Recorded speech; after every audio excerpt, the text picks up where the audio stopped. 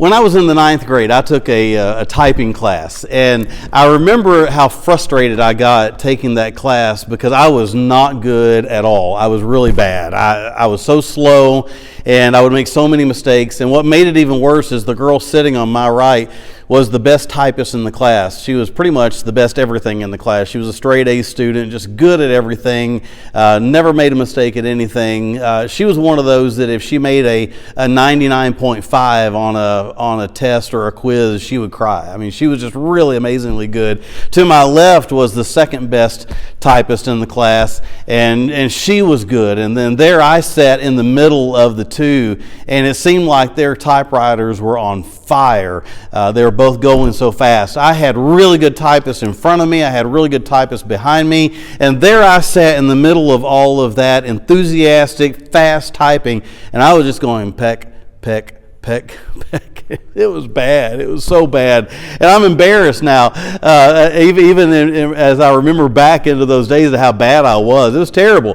But I remember sitting there typing so slow. I did pass, by the way. I didn't pass by much, but I did pass. But I remember the worst part of it was when you would make a mistake. Some of you might remember these days. You remember we had those little, they were whiteout strips. It wasn't the little whiteout paint bottles that you paint the whiteout on. It was just a little strip, kind of like a piece of tape, and you would stick it down in your typewriter, and you'd have to scroll back to the spot where you'd made the mistake, and then you stick that little piece of tape in there and hit that letter, and hopefully you had it all lined up right, and it would white out the letter that you had made the mistake on. Then you put the right one back, and then you keep on going. And now the girl next to me probably never had to do that because she was so good, and probably the girl over here never had to do it either, but I had to do it a lot. And that was part of the reason why I was so slow, because I was so nervous about making a mistake, because it was such a hassle to try to fix your mistake. Well, years later, I remember using an electric typewriter for the first time. And I remember I'd never used one before, and I thought this is the coolest thing. You just barely have to touch the buttons, and the letters just go flying up there on your paper. It was just amazing, and I couldn't believe that technology had advanced to that degree. And I remember I was sitting there using that electric typewriter for the first time, IBM, I remember that, and I made a mistake. And I didn't know what to do. I didn't have one of those little whiteout tape thingies. And so I went to the office and I said, hey, do you have a little whiteout strip? And they said, well, no, I don't even know if they make those anymore. Why do you need a whiteout strip? And I said, well, I'm typing and I made a mistake. And they said, oh, you're using an electric typewriter. You don't have to use the whiteout strips anymore. That's the thing of the past. I said, well, what do you do? They said, all you have to do is hit the backspace button, and it goes back and automatically whiteouts the letter that you just typed.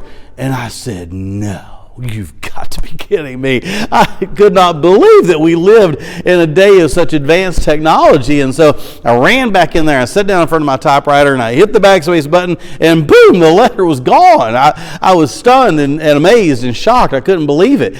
And, I thought about that as I was preparing for this message for this morning.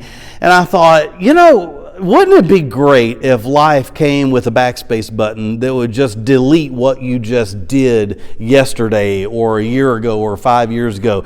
We don't have whiteout strips in life to erase our past. We don't have the backspace button that we can punch and undo what we have done. We don't have that, but we do have what you see on the screen there. We do have some reset buttons every now and then.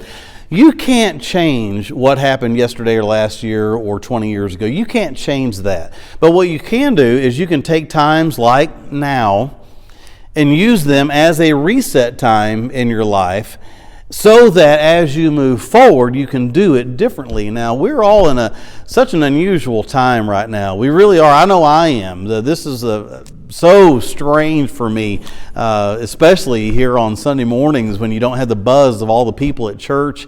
But this needs to be a reset time for me and for you. It needs to be a reset time for all of us. And I would like to think that maybe I can reprioritize my life now so that it will be better. Let's hit the reset button.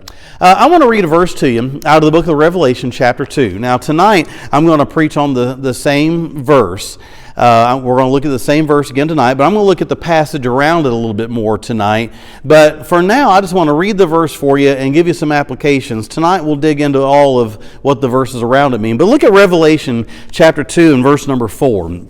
Revelation chapter 2 and verse number 4, the Bible says, "Nevertheless, I have somewhat against thee, because thou hast left thy first love." Because thou hast left thy first love. Now, I'll say more about it tonight, but this is Jesus speaking through the Apostle John to the church at Ephesus, and he had just told them all these great things that they were doing, but he said, "But I've got something against you. You have left your first love."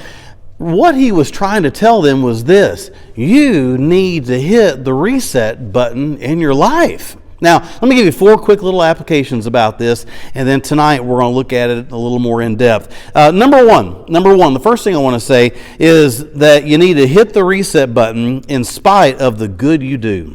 You need to hit the reset button in spite of the good you do. Now, you might be saying, "Pastor King, I go to church, I read my Bible, I pray, I give, I witness, I behave, I don't do these certain sins that I used to do. I'm better than a lot of folks. I do good. I do good works. I do good deeds. I do religious things, and all that's fine and good. But do you realize that this church did those things too? Verse 2, he said, "I know thy works and thy labor and thy patience, how thou canst bear them which are evil, and hast tried them which say they're apostles and are not, and found them liars, and hast borne us patience, and for my name's sake hast labored and has not fainted." But then he said, "Nevertheless, I have somewhat against thee." You see, they did a lot of good things. But Jesus is saying, you need to hit the reset button because you have lost what you started with. The church at Ephesus was commended for their love in the book of Ephesians. And now they're told that their love is missing and it's gone. So just because you do a lot of good things doesn't mean you love the Lord the way you ought to love the Lord. Number 2, let me give you the second thought on this. Not only hitting the reset button in spite of the good you do, but number 2, hitting the reset button in spite of how good you are. In spite of how good you are. Now, I do understand the Bible says there's none that doeth good. I get that. I'm talking about doing good in our own eyes, okay?